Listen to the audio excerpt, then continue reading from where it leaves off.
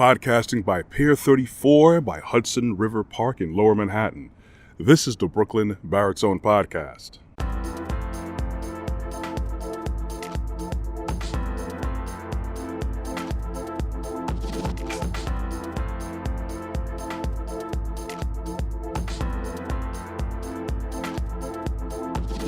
Good morning, everyone. It's usually morning when I'm recording these podcasts and productions, but whenever you choose to join me, morning, afternoon, nighttime, evening, late at night, it doesn't matter. I appreciate the likes, the looks, the listens, but of course, I would appreciate you hitting that subscribe and notification bell on my YouTube channel, Brooklyn Baritone. Of course, do that with no pressure, though I would like the algorithm to swing in my favor. Here's a crazy thing that I was thinking about that so many people do and practice, and this thing that I'm talking about is what a certain other animal on this planet was accused of doing. I thought about it plenty of times when I was younger, and I thought it was truth. The ostrich was once thought to pop their head inside the dirt or the sand, wherever they are, when there's trouble. See, it's been proven that the ostriches don't do that, but it's been proven that, metaphorically, that people like to pop their head in the sand whenever there's trouble about. Because unfortunately, a lot of people like to ignore what's going on around them, or even ignore the atrocities or injustices happening to their fellow man. Just as long as it doesn't happen to them, it's all good, it's all cool. Now, I came across an article where it was about a very unknown government, U.S. government agency called the Pre-Trial Services Agency. Now, basically, many people don't know about this. Most people probably don't even know this thing exists. But it's basically responsible for gathering new information for newly arrested defendants to pretty much figure out the way forward for their trial outcome. That's basically what they're doing. That's their purpose. Now, I could probably think that it's by design that this agency, out of so many to carry out this thing I'm about to tell you about, it's done by design because it won't bring a lot of attention. It won't bring a lot of ripples in the lake, if you catch what I'm saying. So basically, this pretrial services agency has been charged with accumulating all of the names and information of all federal employees that chose to not take the vaccine and file for a religious exemption.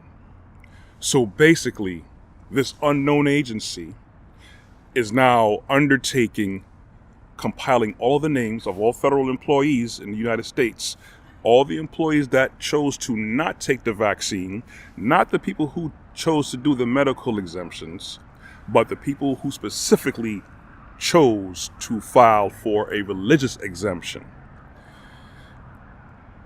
There's many things that sound so shady about that, and I guarantee you it is. And I did cover this in past podcasts where this whole mandate thing globally was leading to religious persecution.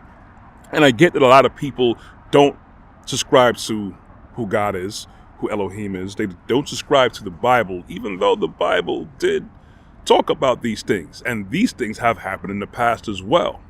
Well, case in point, the term Roman candles is not just a fancy name for one of the fireworks that we like to use and shoot at each other on the 4th of July here. The term actually came about with candles or lamps, fire, being lit up on the roadsides or in the streets or in various locations in the Roman Empire. Now, they weren't using fuel, they weren't using paper, they weren't using tinder, they were using people. They were using people, lighting them on fire. And these people were Christians. Because at one point, a very abridged version of what I'm telling you is that many of the Christians were blamed for all the problems that were happening in Rome. Fires were started and many other things going on, and they were the very convenient scapegoats. That's just a short version of it. And even after that, we also have the Age of Enlightenment. Unfortunately, same Rome, they're the ones who kicked it off because the papacy was basically very corrupt and super corrupt. And people were tired of it. So they went after the Catholic Church.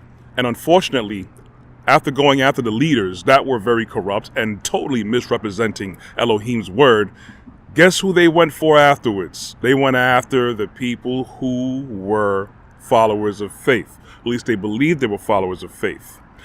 Unfortunately, the Age of Enlightenment, which was the birthplace of atheism and modern evolution, they basically were birthed out of blood. Yeah, when a human being is born, there's blood there, but then not usually at the sacrifice of other lives. Unfortunately, a lot of people were killed dead, shot, killed, murdered, hung, as a lot of groups were reported to be praying on their knees. So this is what happens when a lot of people decide to say, taste great, less filling. It's us versus them.